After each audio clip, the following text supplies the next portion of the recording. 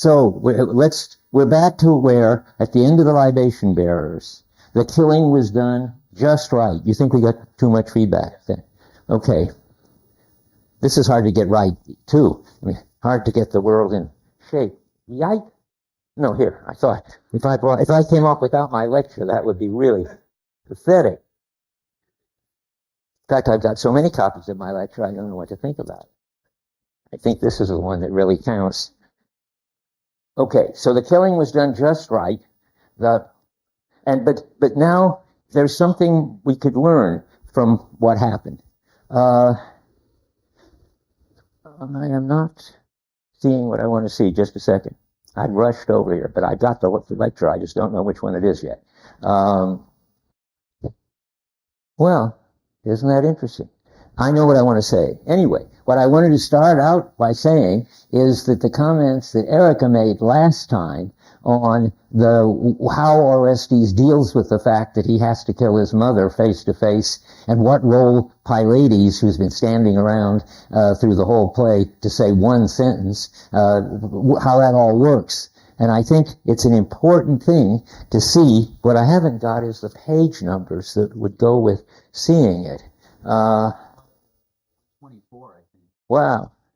124. What Erica says, I mean, the basic point, I think is very interesting. I'm going to adopt it from now on when I lecture on this. What happens is that Orestes, everybody should operate just if they're a grown up and a human being with some kind of mastery and at being a human being. In any situation, they will just spontaneously do what Aristotle calls the appropriate thing at the appropriate time in the appropriate way, and they'll just straightway do it, Aristotle says, without having to think about it. And that sounds right. But then how does thinking come onto the scene? Well, Erica points out that Aeschylus knows lots of interesting things about that sort of thing, and his view is that if you're operating on your emotions and everything is going well normally, then there's no need for reason and no place for calling on reason. Now I'm looking for the place where Clytemnestra tells him about how she raised him and nursed him and so forth. You think that's 124? What? 124. Well, I'm on 124. So here we are at the bottom. Clytemnestra says, "Hold, my son, oh take pity, child, before this breast where many times a drowsing baby you would feed and with soft gums sucked in the milk that made you young." Now, that appeal to him, even though he's about to kill his mother and he, in a way, hates her for having killed his father, I'm sure that appeal is supposed to get to his sort of subconscious feeling. You don't just outgrow your original love and dependence on your mother. So she's telling him, so he's got two emotions. The one left over from the past, which he's trying to awaken, that he loves his mother, and the current one, which the Furies and Apollo, each for their own reasons, want him to go through with. I don't know, Apollo, does he? The Furies, anyway, certainly want him to kill Clytemnestra for having killed his father. And so what I'm saying is that when the emotions are contradictory and guiding you in two directions, kill her, don't kill her, then you have to appeal to reason. That's wonderful, because, am I getting you right? Because then there comes a moment in which it makes sense for Pylades to say what he says. It makes sense that you have to turn to reason if your desires, in this case your emotions, are in contradiction and you can't just spontaneously act on them. So he turns to Pylades, and now we catch up with my interpretation, which isn't opposed, it's just the next step, and Pylades just naturally says, my mistake was, he doesn't turn to Pylades because he knows what the answer is, and he knows that he'll get the answer from Pylades, obey Apollo. That's the wrong way to think about it. That's what I said about it. And I didn't understand that Erica was criticizing that and offering a better way. But the better way is he doesn't just he doesn't know what Pylades is going to say, and he doesn't call on Pylades because he knows that it's going to be rational. But it's true that when your emotions conflict, you've got to stand back and try to be rational. So Aeschylus puts him in this situation in which his emotions, head on, big emotions, love of mother, hate of mother, kill her, don't kill her, clash, and you would say he turns to a rational, disinterested attitude, which in the play is personified by Pylades. He stands around because he's and he has nothing to do with this whole crazy Aeschylus, okay, this whole crazy Atreus family. Does that make sense? I think so. Okay. I worry a little that it's not in my paper where I swore I typed it. But it turns out now we catch up with where I was or where I want to be. So the killing was done just right. Pylades did tell him at the top of 125 that he should follow Apollo, and be rational. And he says, when he becomes rational, he gives up his emotions and he says, I judge, not I feel, but I judge you in. He's now become rational. And then once he's become rational, everything he says is, I'll just give you one example. Remember, it's sort of funny. In this emotionally charged situation, he has become completely rational. So he says very clearly to his mother, come here, my purpose is to kill you over his body, and so forth. Since he's a man you loved, how is it now? Die then and sleep beside him, since he is the man you love, and he you should have loved got only your hate. That's Agamemnon. Okay, then they have this whole rational discussion, and finally it's done completely out in the open with talking, fair spoken verdict, and as it's supposed to be on 98. When Electra says at the top, grant that we could say we, be more temperate of heart than my mother, that I act with purer hands, since my prayer is for us, since such are my prayers for us, and so forth. And I don't know where it talks about just given verdict, but it does talk in there, and they let her talk, and now I'm back to 125. They do exactly what they should do. They reach a decision that's completely rational. She gives all the reasons why he shouldn't kill her. She gives all the reasons why, he gives answers, all of them, with the reasons why he should kill her. And when he's given all of the answers, then he kills her. And now, so it looks like everything should be turning out all right. It looks like there ought to be a happy ending, because, as he says at the bottom of 127, there's all this about fair spoken verdict. I don't remember where that line is, but I know that there's the line at the bottom of 127. Light is here to behold, the big bit that held our house is taken away. There was the gag on Iphigenia.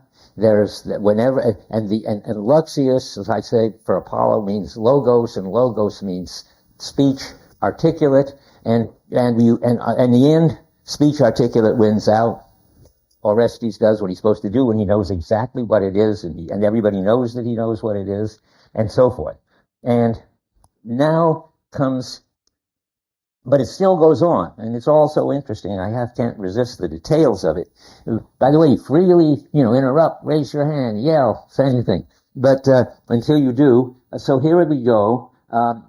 He's talking about what he did on 128. Did I hear?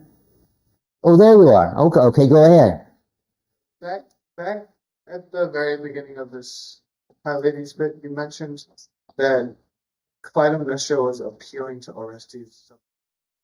Yeah, well, I almost said that, or at least I started to say that, and then I thought that's not an Aeschylus kind of thing. He doesn't have a subconscious, but I wanted to say he's appealing to deep things, deep feelings anybody has about their mother when they've been raised. He was nursed and raised nicely until he was 11. You can't just turn against that person and stab them face to face. So I'm sorry about subconscious. What did you want to say about it? Yes, good. That's one reason why I'm sort of avoiding it, but I haven't thought it through, so let me think about it now. I think it is psychological. I think it's okay that it better be okay that it's psychological. That is, we're talking about sort of individual, personal motivation. It's not about the culture. The culture couldn't care less about whether she nursed him or not until he was 11 or stopped earlier and so forth.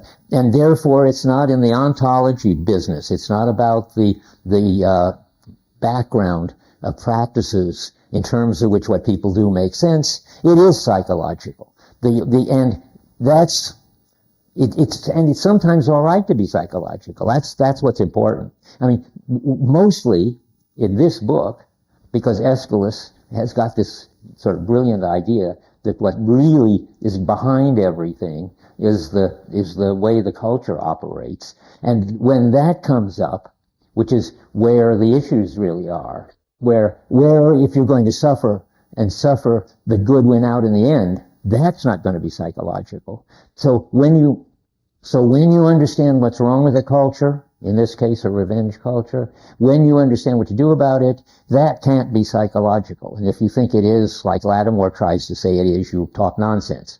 Pride is irrelevant. Love and hate is irrelevant. Those are all individual. So what you're saying is, I should have said clearer that, yes, there are psychological things going on, and one of them is there are personal motives in Orestes that are conflicting. But what the important thing is that what he does in result is a public, rational, justified, articulated something or other, and that's not psychological. That connects him up with the underlying, or overarching might be better, understanding of what people should do. See, well, how he treats his mother is not about how people behave in the culture. It's just personal. Okay, you see what I mean? Good question. I wasn't clear. Okay, back to where we were. We are still talking about the happy ending. So time, the top of 128, they all are sort of celebrating. Again, I'm making a fuss about this because this is a book. This play, The Libation Bearers, is full of fake endings. It was really exciting. Here is a fake ending. It's happening now. Because here they say, well, thank goodness, the whole curse is over. We've done it. We're out of it. The end of the house of Atreus, on to being good people again. At the top of 128, time brings all things to pass. Who's talking? The chorus, I presume. Sounds very chorus-like. Yes. Okay. Time brings all things to pass. Presently time shall cross the outgates of the house after the stain is driven entire from the hearth. You're going to get rid of the curse on the adultery between the grandparents and the eating of the children and all this bad stuff, which is you can read about. It's all over now. It's been cleaned. Driven from the hearth by ceremonies that wash clean and cast out the furies. The dice of fortune shall be thrown once more and lie in a fair smiling. Okay. Now, Orestes wants to make absolutely sure that that's how it's how it's been done.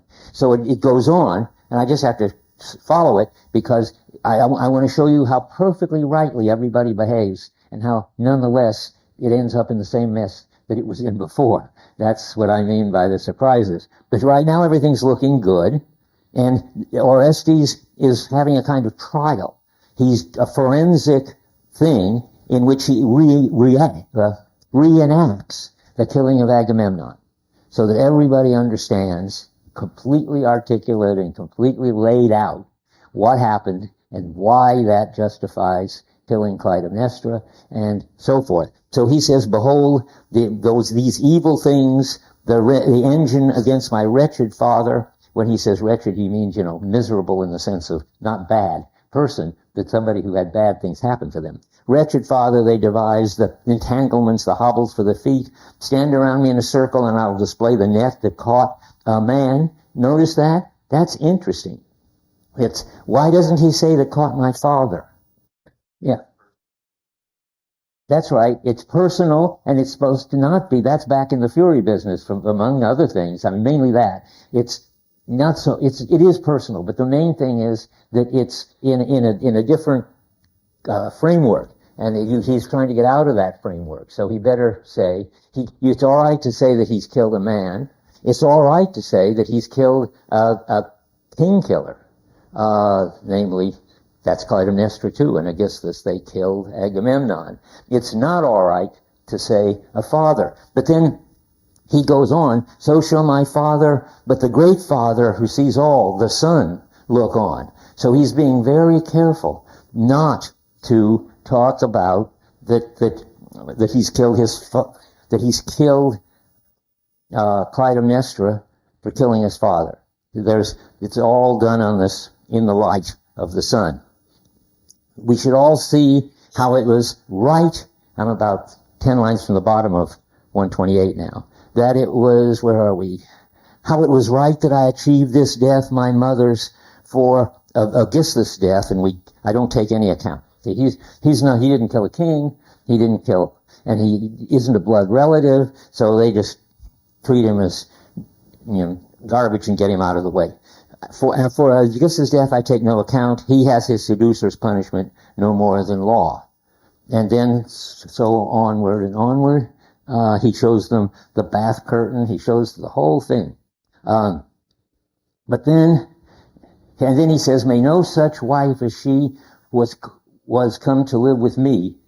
What? May no such life as she was come to live with me.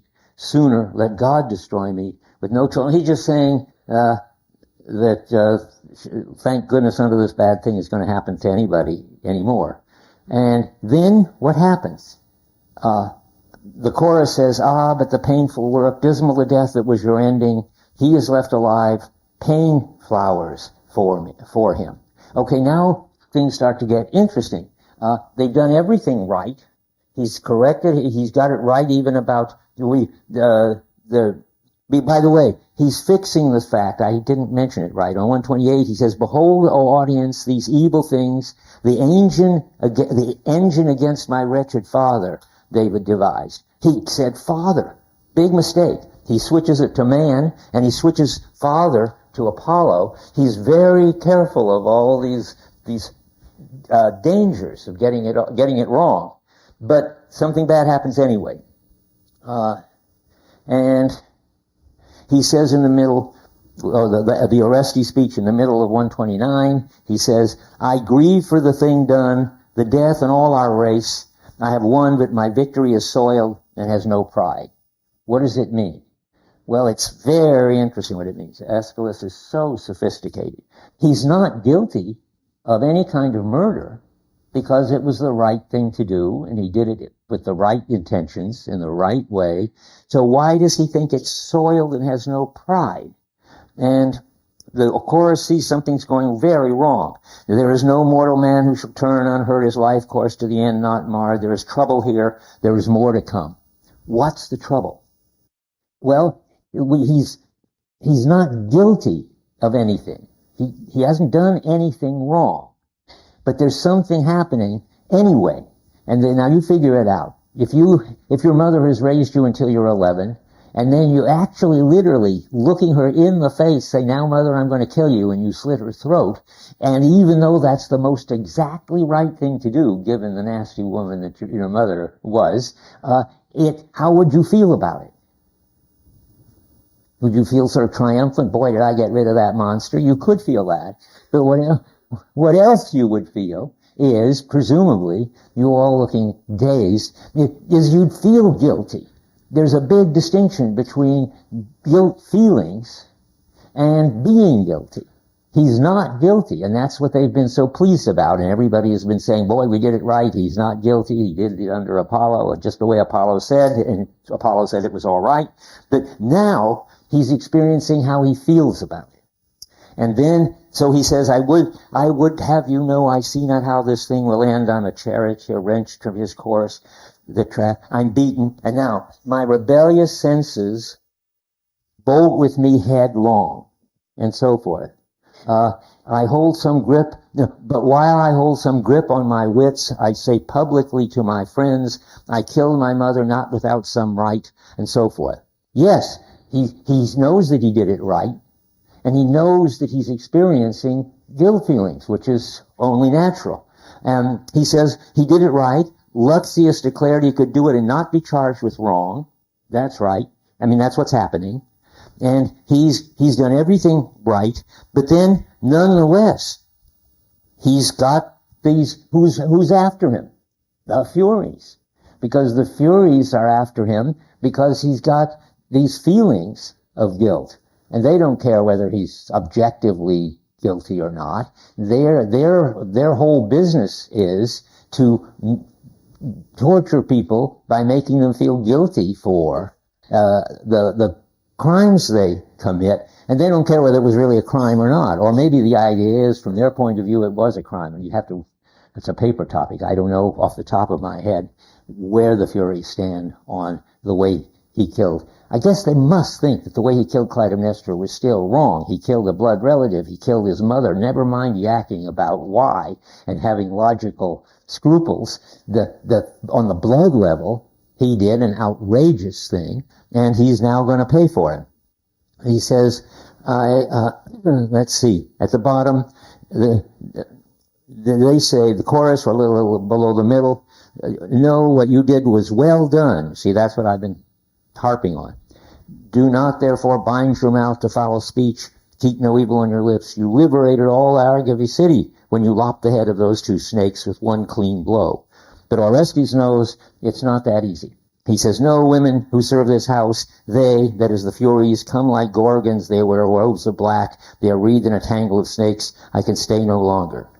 And the chorus knows that there are no Furies. I mean, this is so sophisticated that Aeschylus is able to have the idea that he's hallucinating the Furies out because he's guilty. How does he show that he's hallucinating the Furies? Because he's describing them, but they're not seeing them. So he says, no, women who serve the house, they come as a tangle, and they say, what fancies whirl you? That is, what are you imagining? Well, he's imagining the Furies, but that's how the Furies operate. They operate by causing him to have these hallucinations. And he says, these are no fancies. They are clear and real. They are the bloodhounds of my mother's hate. And that's right. That's what they are. Now, blood is wet on his hands, the chorus say. That's what's wrong. That's what's happening to him. And he says, look how they grow and multiply. And then he says, I can't stay around. I'm driven from here, and so forth. And now the coin drops for the chorus. My goodness, it all looked like everything was perfectly all right. We did it right. Just to say, we did it right, and now everything's gone wrong again. Look, this is on 131, middle, below, a little below. Here, on this house of the kings, the third storm has broken, and so forth. The children were eaten, and so forth, and so forth. And then the royal death, they're summarizing it all. And third is for the Savior, that the Savior is Orestes. He came. Shall I call it that, or death? Where is the end? Where shall the fury of fate be stilled to sleep and be done with? So he was supposed to be the Savior, but he didn't save them, even though he did everybody did everything right. It's just the way human beings are. If you do something awful like he had to do, you can't just shrug and say, now I've done it. You gotta feel guilt. Okay, you want to say something? Mentions that beauty should could be seen as either a manifestation or personification of feelings of guilt that he's feeling, or should we see them that way, or should we see them as like the two gods, like which interpretation is? I don't understand the question yet. But probably if Latimer says it, it's wrong. We should start with that assumption, but we have to fill it out. Latimer says what? That if Latimer says that there are guilt feelings, that's right. If Latimer can't tell the difference, which I bet, but I haven't gone back and looked, between being guilty and feeling guilty, then he can't get a grip at all on what's going on right now. Because Orestes is not being guilty, but he is feeling guilty. So what do? Well, if you're being guilty, you're stuck, because you will be guilty forever, and that's the way, it's a fact in the world, so to speak. The best you can do if you're really guilty is, what's the word, expiate this, you go to prison and you suffer like Raskolnikov at the end of Crime and Punishment. What is the word for that? Is it expiate? I don't think so. Yeah? Okay. So if you're really guilty, then you really go to Siberia or wherever you go when you suffer for it. But if you just feel guilty, we don't know what you do yet. And now Latimer can't have been thinking all that. That's too good. Too much of what Aeschylus is thinking, I believe. So let me catch up where I am. So we're happy ending, everything looks all right. Unhappy ending, he begins to crack up, got his guilt feelings. I will be catching up. He admits his emotional turmoil. I must have said that already. Yep. Fear and guilt, so forth. And he begins to see the Furies, but we don't see them. And now I think I caught up with where I am. Yes, they're the bloodhound of his mother's fate. And the chorus tries to soothe him. It's sort of funny. They think, well, you're just upset. They say at the top of 131, it's the blood still wet on your hands that makes this shaken turbulence be thrown upon your senses. You say, don't be upset, calm down, take a stress pill, do something, you'll be all right. But he's not being all right. He's beginning to hallucinate. That's when he says how they grow and multiply and blood is dripping from their eyes. And I'm driven from this place. I can stay here no longer. And then, but with the conclusion I read already, I think we've covered all of that. So the cycle of guilt and revenge hasn't ended after all. That's where I'm supposed to be taking up from where we were. So he has not avoided the opposition between reason and the emotions, because the emotions don't have to go on doing their irrational thing, even though he did his rational thing.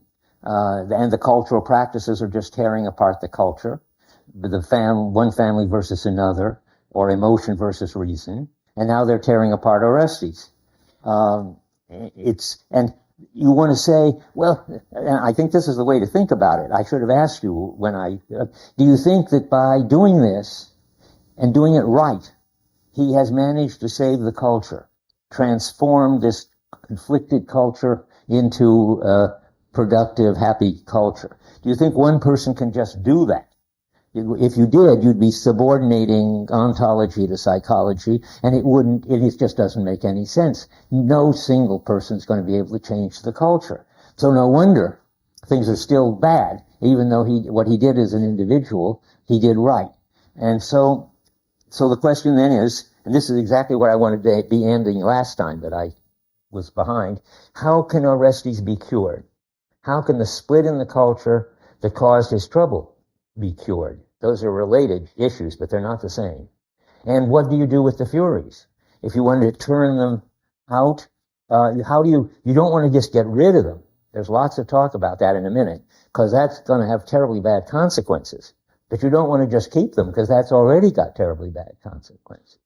So the question becomes, how do you change these negative social forces, which are the Furies, into some kind of positive social forces, which are, I will tell you, what's the name of the positive one? I just want to keep you in the loop and see if you know the name of the positive social forces that the Furies change into? And maybe you haven't read quite far enough. How many have read to the end of the book, the play? Well, you ought to know. What's the name of the Furies when they become nice guys? No, they're called humanities. That's the name of the chapter. That means, it says in the chapter, the kindly ones. But we haven't got there yet. But somehow the Furies have to be transformed into something else. And reason has to be transformed into something else. So the question is, how are we going to redefine Apollo, and how are we going to redefine the reason, that is reason, and how are we going to redefine the emotions, that's the furies, so that they don't just run head on into irresolvable conflicts, which is what we've just been through in Libation Bearers, and now we're on to the next issues. Okay, so now we're ready for the third play. And I should have warned you, but after all, somebody has to go through it the first time. The scene switches completely to the temple of Apollo, and an almost funny scene in which she comes out of and talks about what's been going on. So now, by the way, the hallucinations, Aeschylus is having sort of a deep good time with this, that they were invisible before are now visible on stage.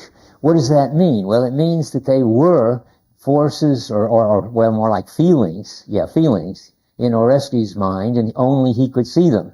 But they are also forces in the culture, and now that's the role they're going to have. And when they are forces in the culture, everybody can see them, and they're not hallucinations anymore. They're terribly strong and awful forces that have to be dealt with. Now, where are we? So these moral dimensions in the practices, in the values of the culture, are personified now on stage by Apollo and the Furies. So, but now I have to think, when the Furies chase him away at the end of the Libation Bearers, only he sees them.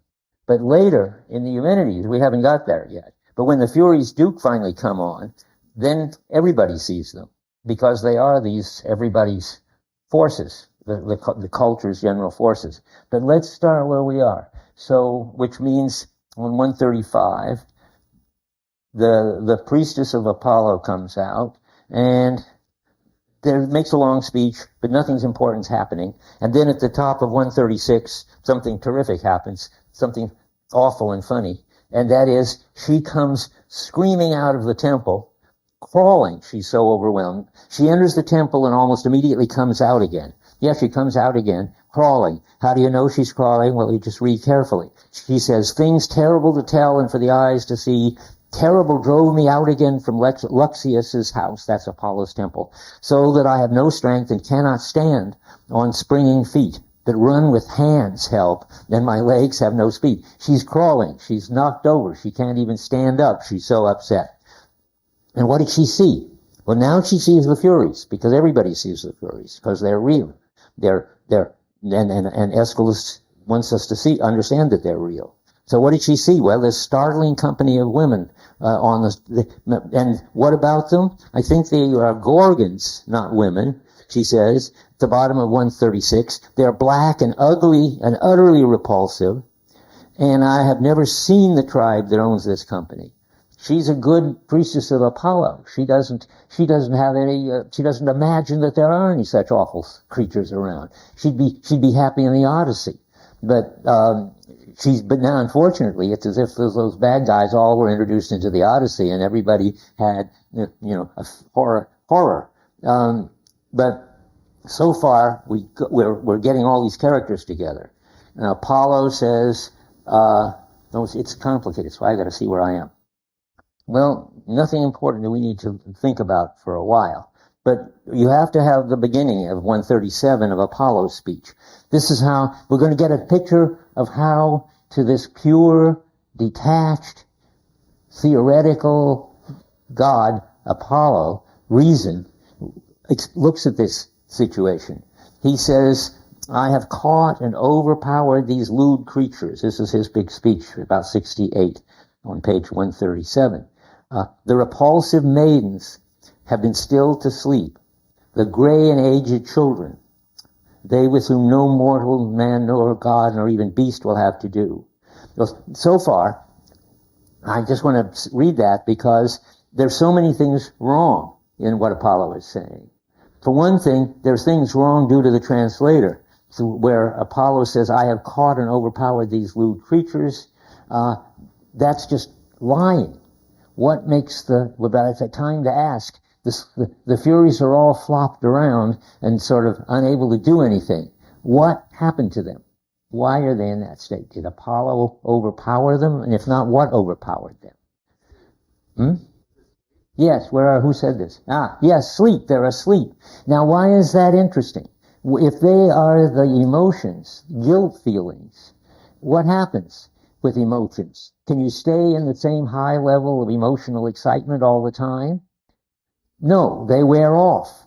So the outrage has worn off for a while. Now the Clytemnestra will come in and try to get them outraged again. But right now, so this is an example of how the translation's wrong.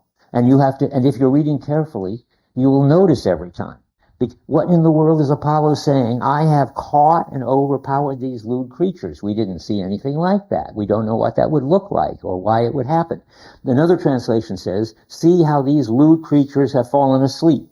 Well, that's a lot better to make sense of it. Now he says a lot of funny things. These repulsive maidens, why are they maidens? Well, because they're primitive.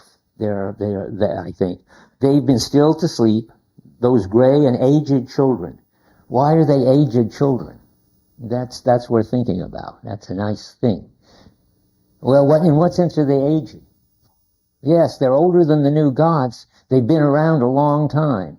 In that sense, they're aged. Well, in what sense are they children if they've been around a long time and are aged? Somebody? That's right. They're not sophisticated. They've got these primitive emotions of fertility and revenge and all kinds of bloody things that Apollo lists at one point. And then Apollo goes on. Apollo's got a completely wrong conception of it. He says, great as gray and aged children, they with whom no mortal man, no god, nor even beast will have to do. Well, is that true? That no human being has anything to do with them? No. Clytemnestra has something to do with them. Anybody whose blood relative has been hurt has plenty to do with them. But Apollo doesn't understand that. No mortal man, no god, no even any beast will have to do. I don't know where that comes in. I don't think we see any beasts shunning the Furies, but they're not getting them on their side either. And now comes a kind of funny twist Apollo puts on it. I think he knows better. I think it's a rhetorical spin. He says it was because of evil they were born, because they hold the evil darkness of the pit below earth, loathed alike by men and the heavenly gods. Well, what does it mean to say about because of evil they were born? I think it means he's saying that if they would say, yes, we're born because of evil, we're born to punish evil. That's the right thing to say, because of evil they were born. But he gives it the spin that they are the cause of evil, that they were born in order to bring evil into the world, or they were born at the moment when evil came into the world. They're born when, somebody castrates somebody. Cronus, anybody know? Zeus castrates Cronus, and the blood from that is the Furies. Is that right? I think so. Anyway, so there you say, there's this awful thing going on between the gods killing and castrating each other, and they were born out of that. But that's not the point. The point is they were born in order to control evil. But Apollo has sort of twisted it around to say they're born out of evil, not in order to control evil. Oh, okay, I don't want to make a fuss about it, but I think he's getting it wrong all over. Earth, they are loathed alike by men and by the heavenly gods. That's not right. I wrote falsely, page 149. I don't know what I have in mind there. Let's go look. Well, nothing that we need to talk about. So let me go back over here.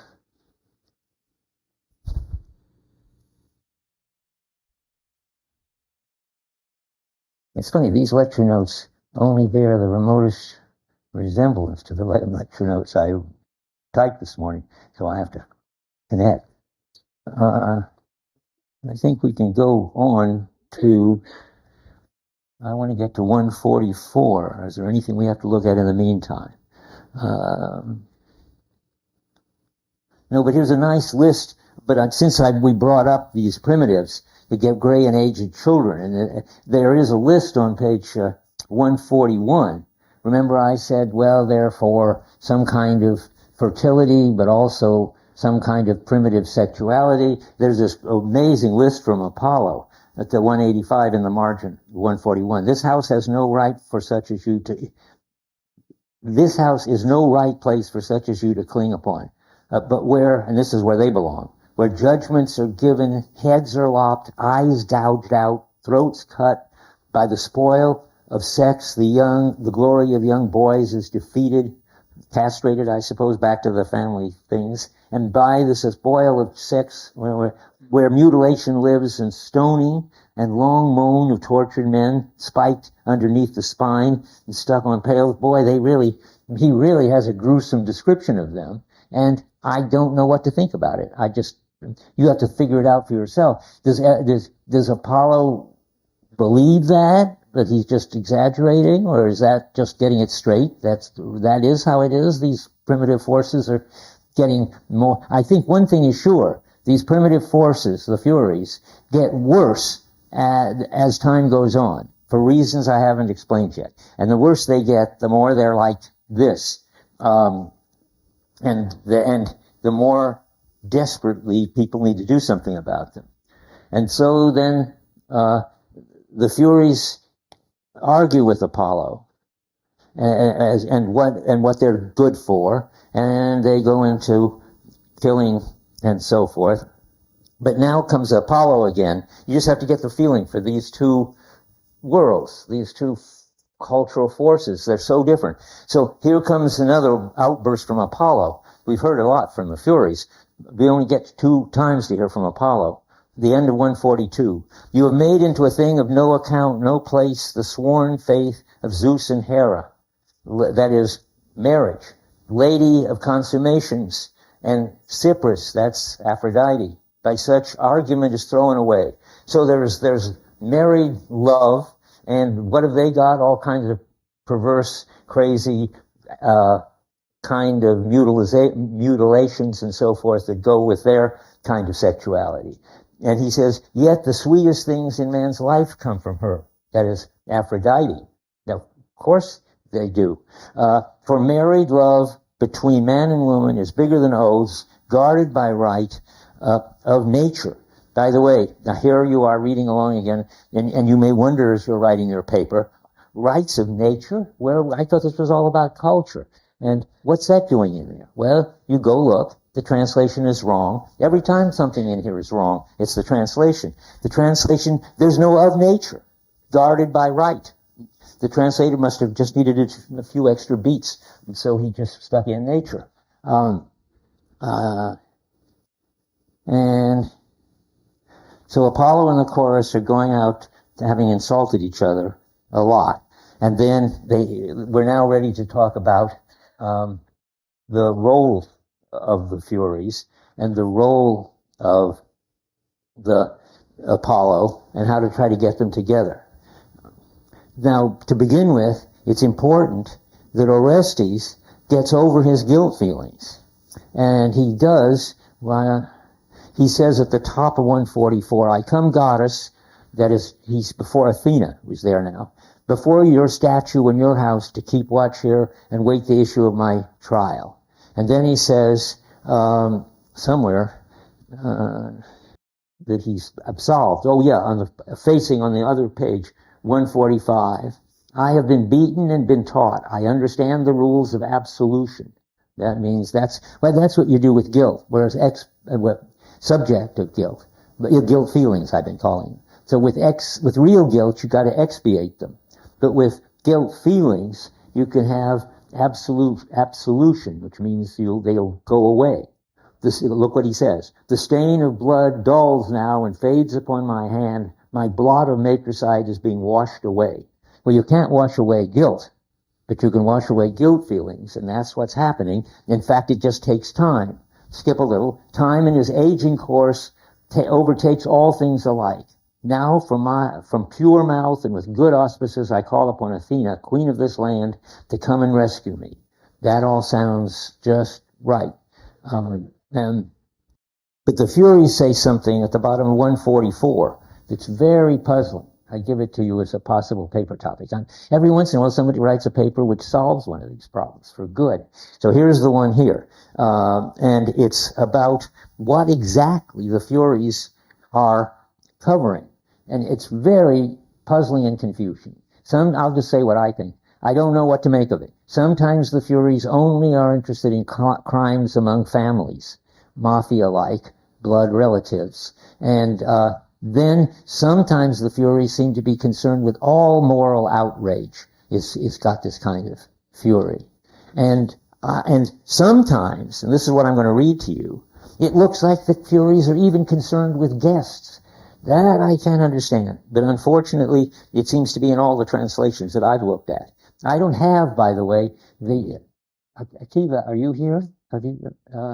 Okay, please, if you're listening to this, give me back my Greek just while people are writing their papers. I want to have it in Howison, and I want to look up this guest thing. At the bottom of 144, 268 about.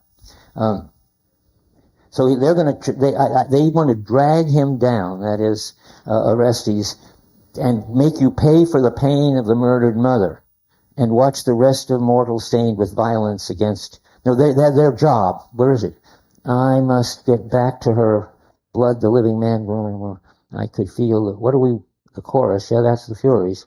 The bitter shall drench pain for the murdered mother, and watch the rest of mortals stained with. Now, this is their job. The rest of the mortals stained with violence against God or guest.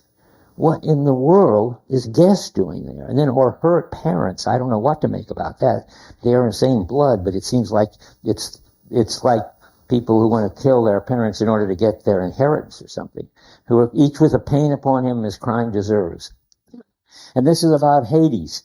But on 150, and I thought I could get out of it, the guests. See, we don't want guests in there. That's Zeus's old job from the Odyssey, and Athena's job from the Odyssey, and it still seems to be, at least it shouldn't be the job of the Furies. It's not a blood issue at all. So I thought, well, look, or some smart students said, look, he's just describing what's going on in Hades.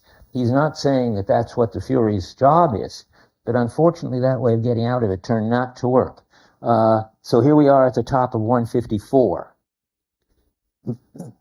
Now, we're still in a lot of chorus ranting.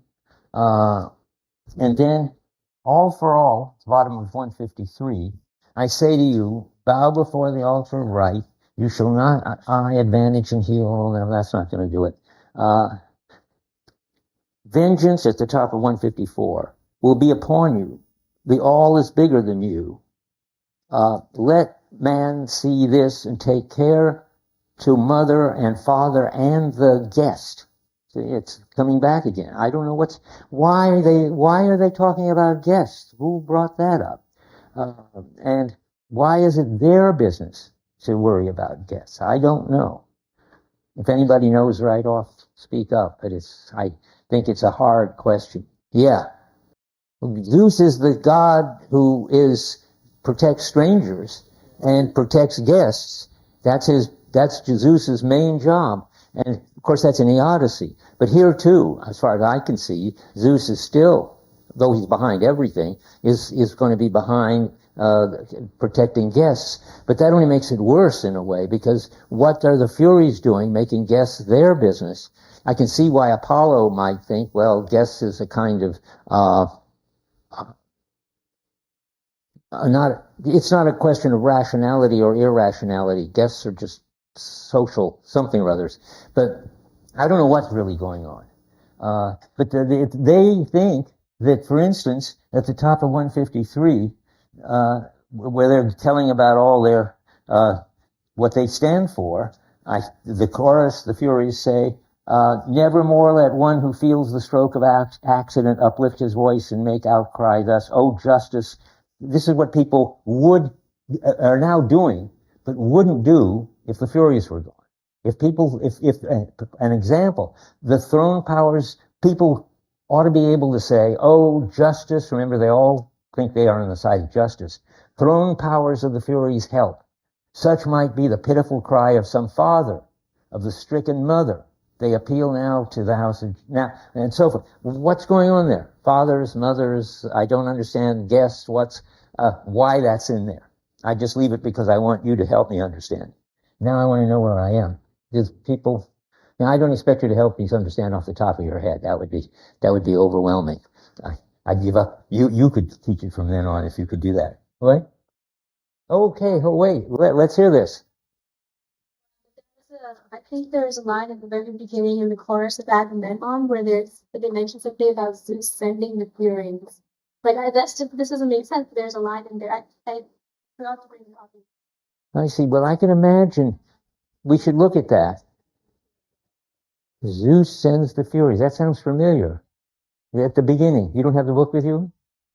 Oh, no, I don't have it marked up in my version. But if Zeus, of course, Zeus is tricky because Zeus is behind everything in this. That's what Aeschylus thinks. That's interesting. And so he would be sort of even on the side behind the Furies. He has to be. But how in the world he can be, and why drag in the fact that he's got this general characteristic? I don't understand. Okay, well, let's look, page 36. Okay, now, where do you see this? At the bottom, 135, line 50, aha, okay. From their eyes, now what we're hearing from the priestess, is that what's happening here? I guess so, yes, that's still in front of the temple. And then, yeah, this is the priestess talking. They are black and utterly repulsive and ooze and so forth. I've never seen the tribe that owns this company, nor know the piece of earth that can claim with pride it bore this brood without hurt and tears and so forth.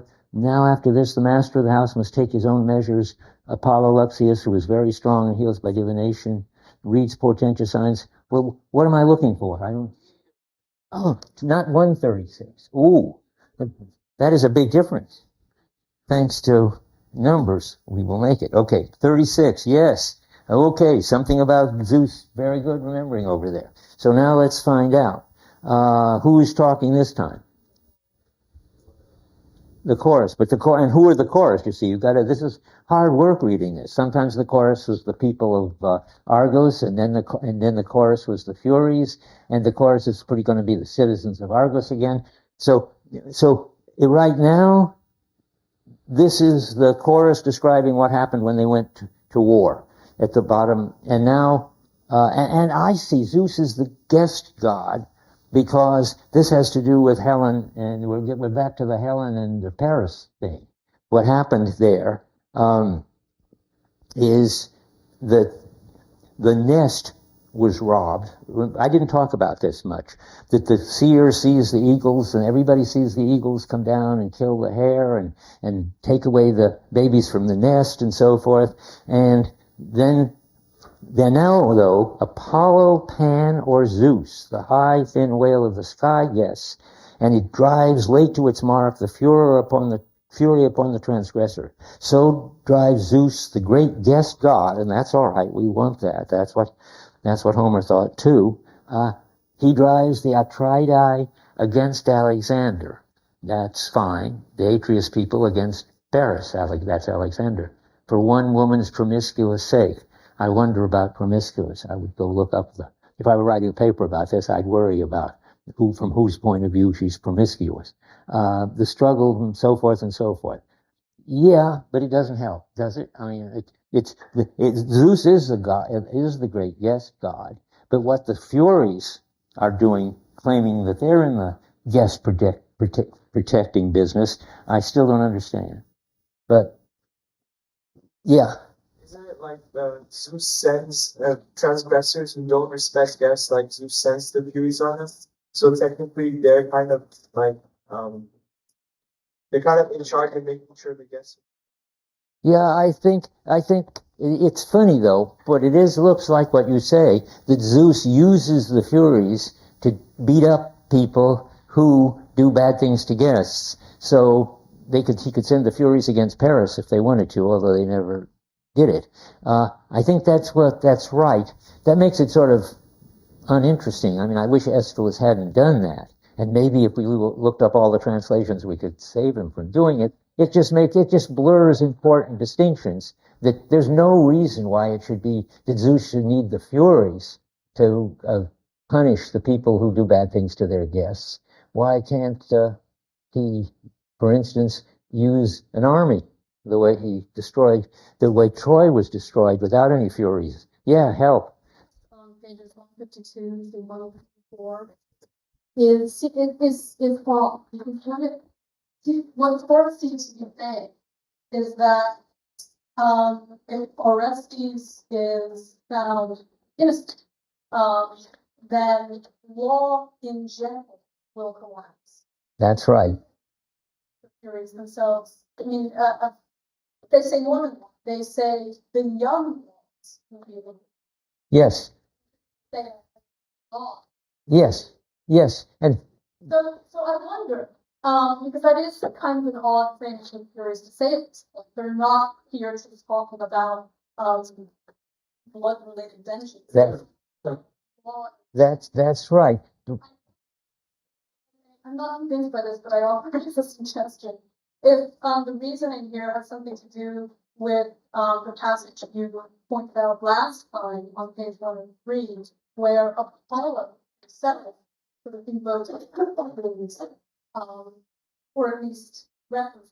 He says to he gets them on his side because we went through it, but it's worth repeating. He has no emotional power whatsoever, so he's got to borrow the emotional power from the Furies who got it all. Yeah. Here, what's going on is that the Furies are saying that without us, there will be no point to the law. Nobody will have any interest in it. You're on the right track. Yes. Because you need some kind of foundation of emotional outrage. Right. Have a community that gets in. Otherwise, people. Or now let me go on from there because I agree with you completely. You want to say more? Okay, because and that leads them to say, and it may be in that context. I'm not quite sure where we are, but someplace the Furies will say that it will be if you repress us as you are doing now, we will do one of two things, both of which will be a disaster. We will stop having emotional upsets.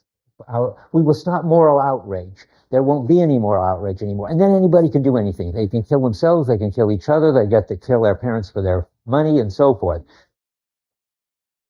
Uh-oh. What can I do about it? Yeah. Okay, good. Now, or the Furies will say, we can soup up moral outrage till everybody's at everybody's throat. Athena,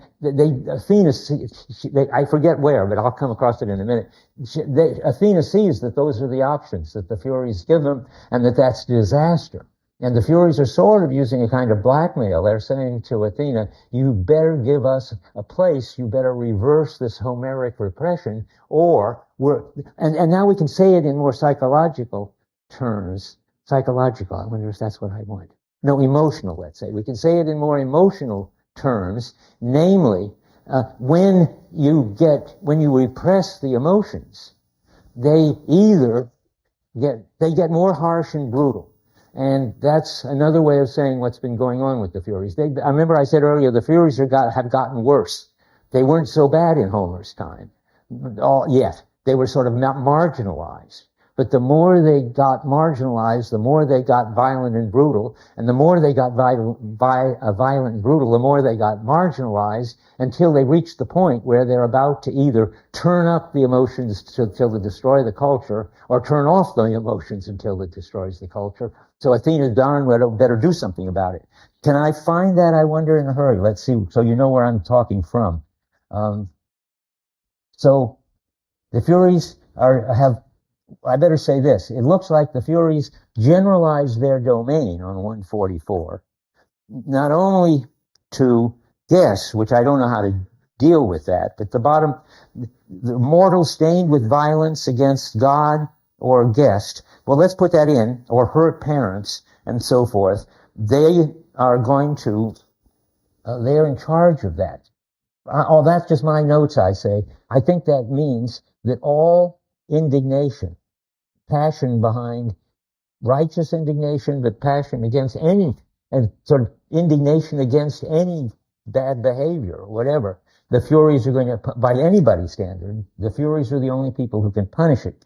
I'm not being very clear yet, but let's hope that I get clearer.